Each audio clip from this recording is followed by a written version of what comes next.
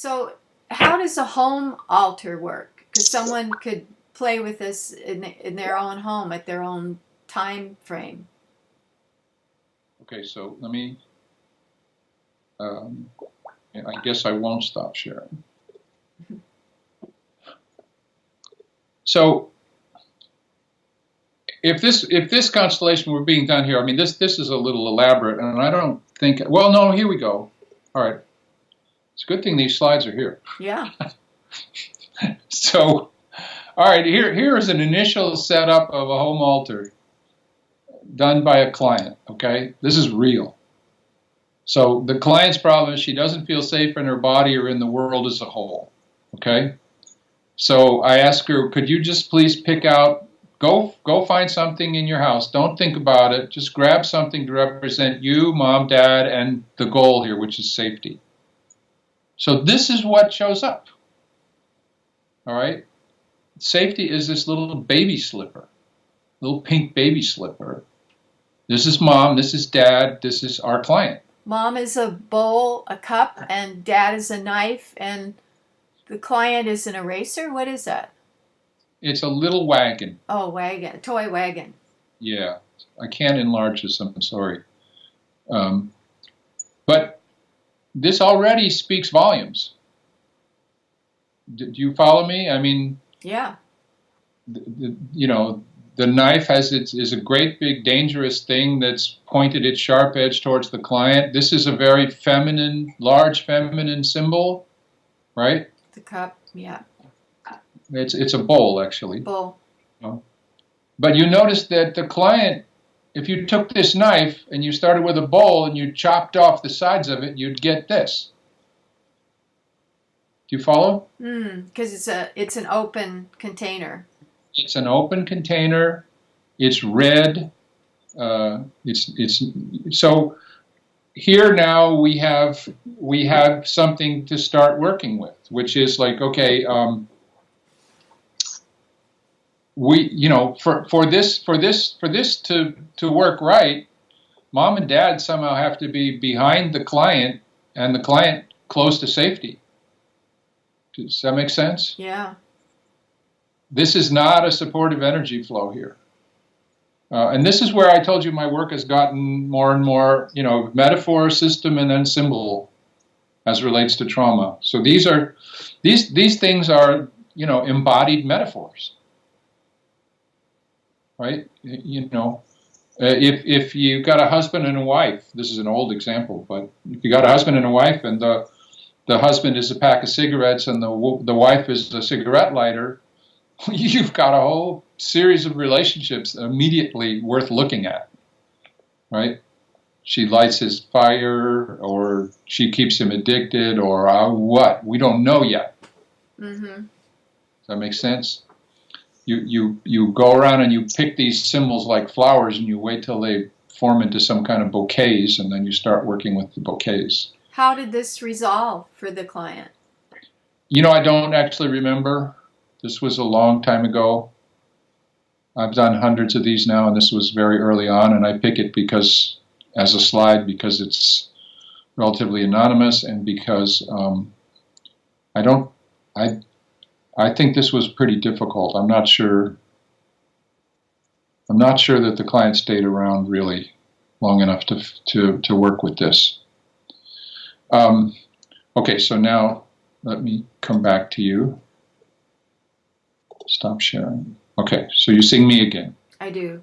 So if you have just one person come to you in a one-to-one healing session, how do you do all the bringing in the pertinent people? Skype burped. Can you say it again, please? Yeah. If you're working one-on-one with someone, you don't have those people as stand-ins to act out the family dynamic. How do you do it with one person? Well, I don't know myself if I'm going to necessarily start with a family constellation. If I am, I spend an hour and I ask the question, what do you want to see get better? And we look at whatever supports it, whatever blocks it. And then we start going backwards and looking for patterns in developmental or ancestral history that are relevant to this. At that point, that takes about an hour and 15 minutes. Then the client would come back, or we'd be on Skype or Zoom, and then there would be a 2-hour session in which we would set up a constellation and work with it. And you're dealing with two levels. You're dealing with the symbolism of the physical objects, right? Which you recall, since I'm a shaman, they're not just dumb things. We call them object persons in my classes, right?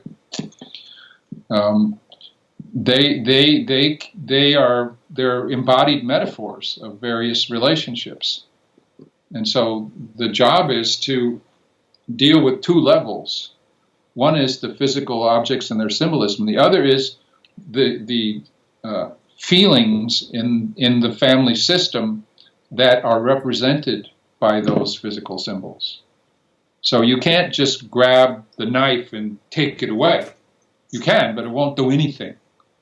If you don't preserve the resonance between the physical symbols and the feelings, it's always feelings. It always comes down to feelings. Whatever is excluded or done wrong or whatever is about feelings that cannot be spoken, cannot be tolerated, something like that. So you have to see if you can help the players, that is, those beings that are represented by these physical symbols. You have to see if you can help them feel differently, help them resolve things. And in this case, you since they're, you and the client go around and take turns feeling into being, go be dad, pretend that you're dad. It's a kid's game. This requires a very childlike approach because, and this also comes right out of my indigenous training too. The stuff is very, very childlike, and I don't mean that in a bad sense. I mean, it's open, it's non-judgmental, it's playful in a sense, it's experimental, and you see what you can do.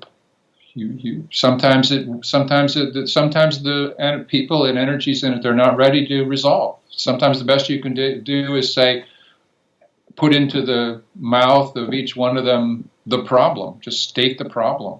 Just like, I couldn't love you because my dad never loved me. I don't know how. Right? But if you can do that, then typically you can come back again a little bit later, a few weeks, and the system will have shifted a bit. Be a little bit more ready to change, move. So sometimes you'll role play with your client.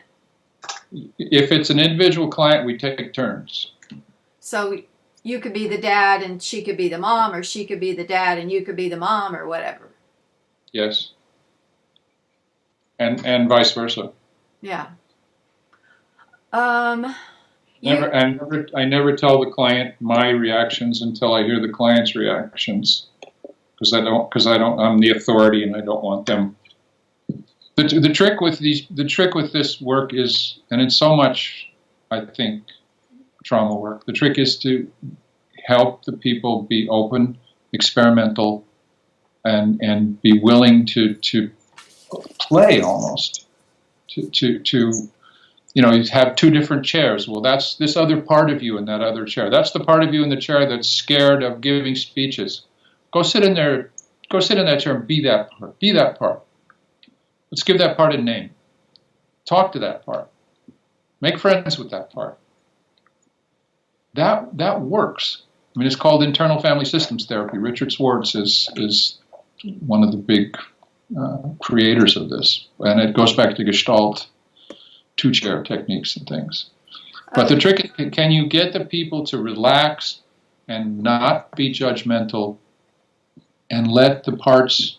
All of this is about letting dismembered parts of a system, whether it's the internal family, the birth family, the ancestral, it's about getting them to where they can talk to one another about their feelings. And I don't necessarily mean talk literally, but to where they can express that which has been damaging and inexpressible.